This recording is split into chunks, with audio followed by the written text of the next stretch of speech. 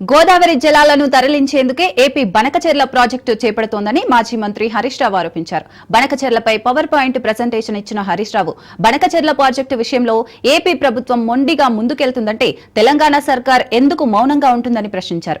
బనకచెర్లను AP నిర్మిస్తుంటే Telangana ప్రభుత్వం ఎందుకు అడ్డుకోవడం లేదని నిలదీశారు. ప్రభుత్వ ధ్యాస కేటీఆర్ ప్రతిపక్ష నేతలపై ఎలా కేసులు పెట్టాలనే దానిపైనే ఉంది తప్ప రాష్ట్ర ప్రయోజనాలను కాపాడేందుకు లేదన్నారు హరీష్ రావు. ప్రాజెక్టు ఎలా మారిందో రేపు గోదావరి జలాలు మళ్లించడానికి బనకచెర్ల ప్రాజెక్టు కూడా అదే రకంగా చేయబోతా ఉంది. ఆంధ్రప్రదేశ్ ప్రభుత్వం ఆ ప్లాన్ తోనే ముందుకు పోతా ఉన్నారు. ఇవాళ ఇంత సీరియస్ ఇష్యూ జరుగుతూ ఉంటే రేవంత్ రెడ్డి గారి ప్రభుత్వం మొద్దు నిద్రపోతా ఉంది.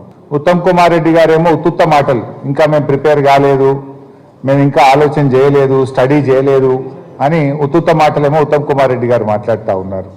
ఇప్పటికే బీఆర్ఎస్ పార్టీ పక్షాన అఖిలపక్ష సమావేశాన్ని పిలువండి అని మేము డిమాండ్ చేస్తే కనీసం ఈ రాష్ట్ర ప్రభుత్వం అఖిలపక్ష సమావేశం పెట్టడానికి కూడా ముందుకు రావడం లేదు. ప్రాజెక్టుల నిర్మాణానికి ఓ మాట సాయం లేదు, ఓ మూడ సాయం లేదు. ఆంధ్రప్రదేశ్కు మాత్రం ఇవాళ ఇప్పటికే పోలవరానికి జాతీయ హోదా ఇచ్చి మరొక వైపు అక్రమ ప్రాజెక్టు ఏ అనుమతులు లేని గోదావరి బనకచెర్లకు కూడా ఈరోజు నిధులు కూడా ఇచ్చి ఆ అక్రమ ప్రాజెక్టుకు అన్ని రకాలుగా ఇవాళ బీజేపీ సహకరిస్తూ వస్తూ ఉంది. ఈ మన రాష్ట్రం నుంచి ఉన్న ఇద్దరు కేంద్ర మంత్రులు ప్రపంచమంతా మాట్లాడతారు. యాడేడ చీమ చిటుకుమన్నా ఆ బయట యుద్ధం జరిగినా మాట్లాడతారు. కానీ తెలంగాణకు నీళ్లలో ఇంత ద్రోహం జరుగుతూ ఉంటే, తెలంగాణకు ఇంత అన్యాయం జరుగుతుంటే ఆ ఇద్దరు కేంద్ర మంత్రులు మాత్రం నోరు కూడా మెదపడం లేదు.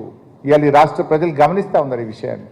ఇలా కృష్ణా నీళ్లు తాత్కాలిక ఒప్పందం ప్రకారంగా 66-34 కృష్ణా నీళ్లు అక్రమంగా తాత్కాలిక ఒప్పందానికి మించి తీసుకుపోతుంటే కూడా కిమ్మనరు కమ్మనరు, సపోర్ట్ చేయడు.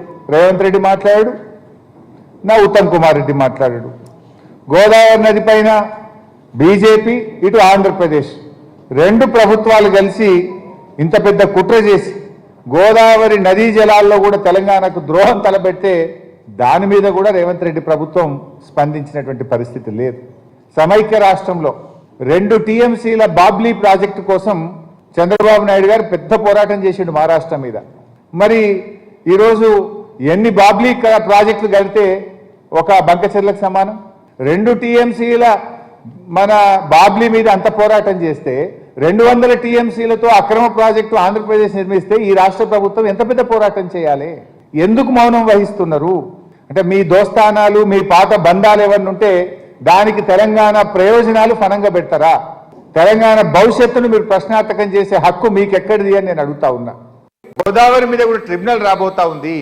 ఆ ట్రిబ్యునల్ వచ్చినప్పుడు ఏం చేస్తారంటే, మేము ఆల్రెడీ ఇన్ని లక్షల కోట్ల వేల కోట్ల రూపాయలు ఖర్చు పెట్టినాం, ఇన్ని లక్షల ఎకరాలకు దీని కింద ఆయకట్టు వచ్చింది, మరి ఇంత నేషనల్ వేస్ట్ కదా, ఈ డబ్బంతా వృధా అవుతుంది కనుక మాకు నీళ్లు కేటాయించండి అనేటువంటి ఒక రైట్ క్రియేట్ చేయడానికి ఒక పథకం ప్రకారంగా ట్రిబ్యునల్ రాకముందే వేగంగా ఈ ప్రాజెక్టును ప్రారంభించి ఆ రాష్ట్రానికి హక్కు క్రియేట్ చేయడం కోసం ఒక పథకం ప్రకారంగా జరుగుతున్న ప్రయత్నం.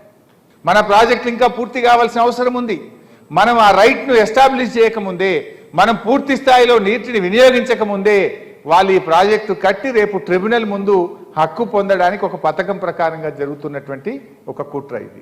సో 80 టీఎంసీల కంటే ఎక్కువ మళ్ళిస్తే కూడా అదే నిష్పత్తిలో నీళ్లు పంచుకోవాలి. ఏ నిష్పత్తి? 45-21-14.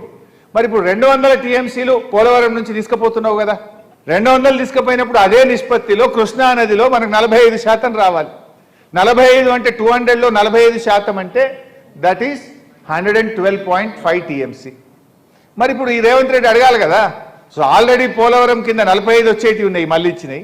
ఇప్పుడు కొత్తగా 200 తీసుకుపోతే ఇదో 112.5, 112 + 45 అంటే 157 టీఎంసీలు కృష్ణా నదీ జలాల్లో అదనపు వాటా తెలంగాణ రాష్ట్రానికి రావాలి.